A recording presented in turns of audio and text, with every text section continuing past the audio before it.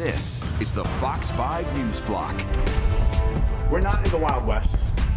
And even though Blakeman thinks he's a sheriff, he can't just deputize people and give them the right to arrest people and use lethal force. There's pushback to Nassau County's plan to form an armed militia. How the county executive is reacting to that lawsuit just filed. And the White House is responding to President Trump's claims that the U.S. will take over Gaza. Will he send troops to the region? And good afternoon. I'm Teresa Priolo. Welcome to the News Block. Let's take a live look outside those stories in a minute. But first, here is what we are dealing with today. A quite cold day on the way. And Audrey, certainly a windy one as well. I got caught in that a few times today. That is true, Teresa. When you factor in the winds, it feels really cold outside. Here's the actual temperature readings right now. We're mostly in the 30s across the tri-state area. We have 36 in Central Park.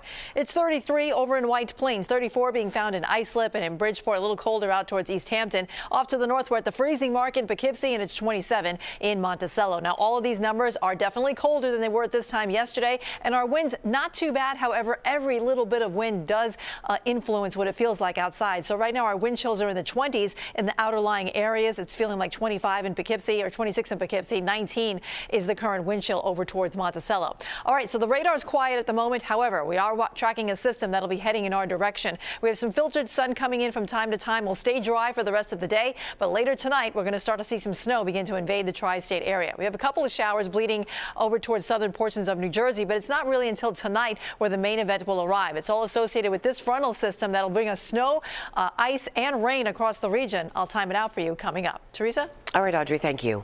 The House Committee on Education and the Workforce holding a hearing today to take a closer look at the state of education in our country. Fox 5's Michelle Ross joining us from our newsroom with the details. Michelle. Hi there, Teresa. This hearing took place earlier this morning, and it's just weeks after President Trump took office and issued a number of executive orders, and dismantling the Department of Education, he suggests, is on the table. But does he have that power?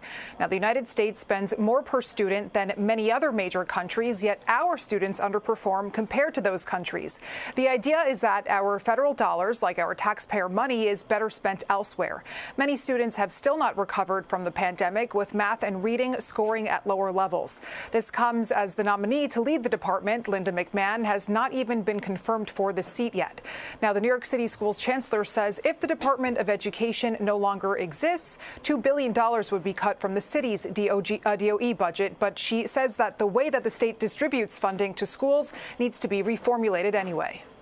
And so more than ever, we really need the state to do its part. The city has done a phenomenal job over the last few years, and we want to make sure that we take advantage of state funding that is available to New York City public school students, particularly for students in temporary housing or other vulnerable populations like multilingual learners and students with IEPs. And so if the federal funding gets cut, that state money is going to be all the more important.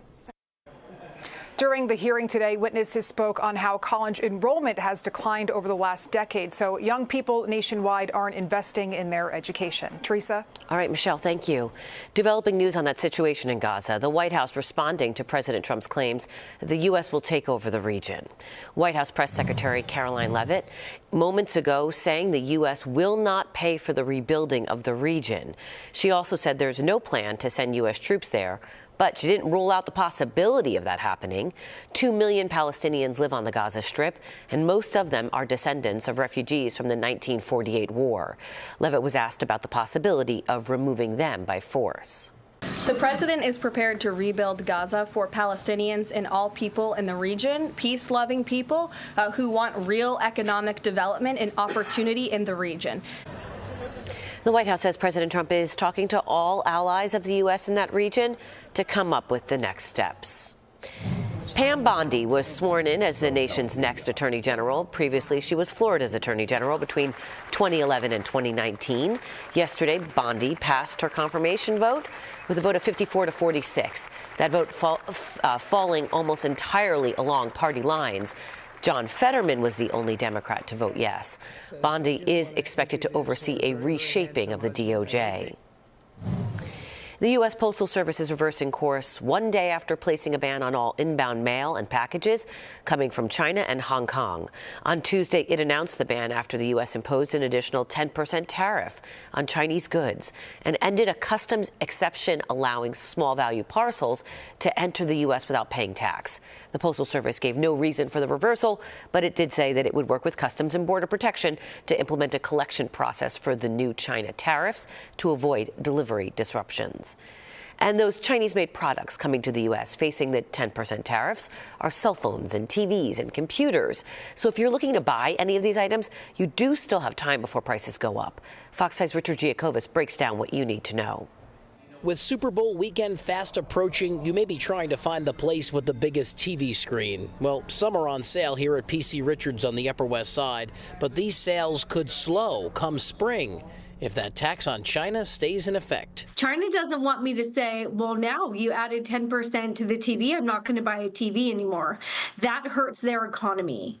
So I think sometimes we see them lower the price so that I still buy that product. Some of these TV brands like LG and Samsung are partially made in China or housed in the country before being shipped to the United States. Experts say although there's no reason to panic yet, the price of your next TV could become more expensive. All the more reason why a strong economy is imperative to keeping costs down. The dollar is strengthening on this. So my dollar goes a lot further today than it did yesterday. I can buy more with the cost of $1 than I could yesterday. That's good. That offsets the inflationary impact. Taylor Riggs, who co-hosts the Big Money Show on the Fox Business Network, says companies will do their best to adjust before passing the buck to consumers, either shifting manufacturing or absorbing some of the cost. We're going to have to see again which manufacturers have the most exposure. Are they 100% made in China? Are there portions that are gathered? Remember, after COVID, supply chains are diversified. We now no longer only make things in China. Did you ever hear that old adage, never buy a TV right before the Super Bowl, always wait until after when the big deals happen this year? You may want to change those habits. Buy a TV if you're in the market for it now before the prices hike in the spring. If these tariffs stick, experts say you could save yourself a couple of $100. On the Upper West Side, Richard Giacovas, Fox 5 News. Some lawmakers and civil rights attorneys on Long Island are filing a lawsuit to block the formation of an armed militia in Nassau County. County Executive Bruce Blakeman recently swore in more than 24 special deputies. He says they'll be activated to assist the county during emergencies like a terrorist attack or a natural disaster. Those opposed are calling this a political power grab by Blakeman, and they want to know where the money to fund this is coming from. They also say the Nassau County Police Department is capable of handling these kinds of situations. It's clear that this is not about community protection. It's about political control. And that's what he's using them for. It's dangerous, it's illegal, and it affects all of us. County Executive Blakeman gave us a statement saying that this lawsuit is frivolous. He added many of these special deputies are retired members of the military and as well as law enforcement. Another country pulling out of the WHO, Argentinia's president now ordering his country to withdraw from the World Health Organization. A presidential spokesperson says the departure is because of what they are calling profound differences within the agency's management of health issues, specifically when it came to the COVID pandemic. This all comes after President Trump started pulling the U.S. out of the World Health Organization on his first day in office. Today marks 1 month since congestion pricing went into effect here in the city. New Yorkers seem to think that the congestion pricing is reducing traffic in Manhattan. A Morning Consult poll of 1,200 New York State voters found 39% of them agreed that the new toll on drivers below 60th Street has led to faster commutes, but 27% disagreed. Among those who drive into the zone a few times a week, 66% supported. That drops to about half for drivers who come in a few times per month. 6 in 10 say the president should let the fee continue. A settlement has been reached after the National Women's Soccer League was investigated for allegations of player abuse. New York Attorney General Letitia James announcing the settlement where the league will pay $5 million in restitution. The settlement also calls for teams to employ at least 2 mental health professionals. Leaders of the league are also required to report every 6 months to the attorneys general who lead this investigation. The NWSL says it's grateful to the players who came forward with the allegations, which then helped the league reform its process.